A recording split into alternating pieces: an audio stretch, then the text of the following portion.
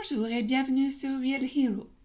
Aujourd'hui, nos analyses graphiques sur les naissances pendant la période Covid en comparaison aux années précédentes. Beaucoup d'affirmations, de craintes et de suppositions ont été exprimées sur le thème de la vaccination des femmes enceintes contre le Covid. Les chiffres actuels des offices fédéraux de la statistique de Suisse et d'Allemagne incitent à jeter un coup d'œil à la situation actuelle. Le schéma des naissances mensuelles de ces dernières années est assez régulier avec un pic en été. Cette courbe voit un net recul selon les chiffres actuellement rapportés par l'Office fédéral de la statistique pour le début de l'année 2022. Ces déclarations se répandent actuellement dans les médias sociaux. Y aurait-il un lien temporel avec la vaccination des femmes enceintes qui a démarré environ 9 mois auparavant ? Ou s'agit-il de retard de déclaration ? L'Office annonce des résultats provisoires sur une très longue période, ce qui n'est pas totalement compréhensible vu que les naissances doivent être annoncées dans les 3 jours en Suisse, ou alors par d'énormes lenteurs administratives. Après une hausse des naissances de quelques mois en 2021, surtout en octobre, dont l'origine remonte à la période du confinement, la baisse persistante en début d'année saute clairement aux yeux et appelle une réponse. Mais les données provisoires le permettent-elles ? 2 sources de données de l'Office fédéral de la statistique suisse sont disponibles. La déclaration de données mensuelle provisoire publiée chaque mois en 2021 qui fournit les naissances vivantes selon des critères différenciés pour le mois en cours mais aussi pour les mois précédents.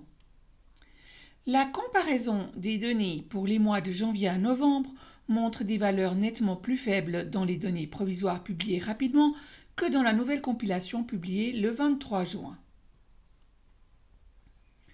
La différence de 6384 laisse planer le doute sur la fiabilité des données actuellement publiées qui sont elles aussi à nouveau provisoires. Sur la base des données provisoires 2021, montre une mortalité générale dans la population plus faible que les années précédentes. Par contre, le bilan annuel des naissances montre un nouveau record. Les chiffres publiés le 23 juin confirment ce record de naissances. Compte tenu de ces différences, il faut donc s'attendre à ce que les valeurs provisoires en rouge pour 2022 fassent l'objet d'annonces supplémentaires considérables. Mais alors, pourquoi publier des chiffres qui ne sont pas fiables ? N'est-il pas possible de rassembler des données fiables à temps, vu que les parents doivent déclarer une naissance dans les 3 jours ? En fait, dans une saisie numérique des données, les chiffres de l'avant-dernier mois, au moins, devraient déjà être définitifs et seules quelques données devraient éventuellement être corrigées pour le mois précédent. Disposer de données fiables face aux nombreuses suppositions selon lesquelles la vaccination pourrait avoir un effet sur la fertilité des hommes et des femmes est important.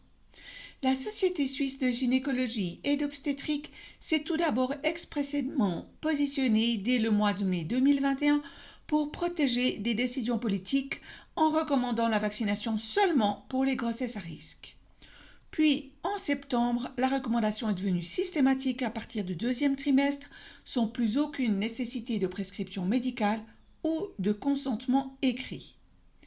Face aux suppositions propagées, il est explicitement souligné que les vaccins dits à ARN messager n'auraient pas d'influence négative sur la fertilité de l'homme ou de la femme et qu'une vaccination est ainsi expressément recommandée même pendant l'allaitement, ce qui en postule également l'innocuité pour le nouveau-né. Ainsi, la phase de plusieurs mois d'augmentation du nombre de naissances au cours du second semestre 2021 est désormais probablement fiable. Mais la chute du nombre de naissances au début de 2022 ne l'est pas forcément au vu des données. Ainsi, les tentatives d'explication sérieuses, tant en ce qui concerne la vaccination que d'autres modèles, doivent être repoussées jusqu'à ce que des données fiables soient disponibles. Les données sur les enfants nés vivants et morts-nés, publiées le 23 juin et apparemment déjà plus robustes, permettent en revanche déjà de jeter un coup d'œil sur le pourcentage d'enfants morts-nés par rapport au nombre total de naissances. On remarque ici qu'avec 0,439%, la part des enfants morts-nés en 2021 a sauté à la 4e plus mauvaise place après 2013, 2008 et 2006, ceci après 7 meilleures années. Cela pourrait également alimenter des conjectures si des études sérieuses ne viennent pas rapidement examiner de manière neutre les liens possibles avec les événements vaccinaux. Ne serait-il pas envisageable, par exemple, d'encourager les hommes qui, dans la période précédant la vaccination, ont fait examiner la mobilité de leurs spermatozoïdes au moyen d'un spermogramme, à procéder à un nouveau contrôle après la vaccination afin de vérifier les affirmations non prouvées de l'Association des gynécologues concernant la fertilité, qu'elle soit masculine ou féminine, et d'opposer ainsi des expériences de contrôle scientifique valables aux affirmations contraires? Si les données provisoires de l'Office fédéral suisse de la statistique laissent une image douteuse, qu'en est-il de celle de l'Office fédéral allemand de la statistique? En Allemagne également, on constate en même temps qu'en Suisse un recul abrupt du nombre de naissances. Cela conduit à des écarts similaires à ceux que nous avons constatés en Suisse. Reste à savoir si ces chiffres sont ici plus fiables. Le mot provisoire ne figure pas sur la page. Des données fiables sont absolument nécessaires, sinon les décisions politiques ne peuvent être justifiées de manière compréhensible et aucun discours scientifique pourtant urgemment nécessaire n'est possible. Sinon, comment traiter ces déclarations d'augmentation dramatique des fausses couches chez des enfants morts-nés suite à la vaccination Covid, présentées par ce portail d'information autrichien qui prétend s'engager à dire la vérité?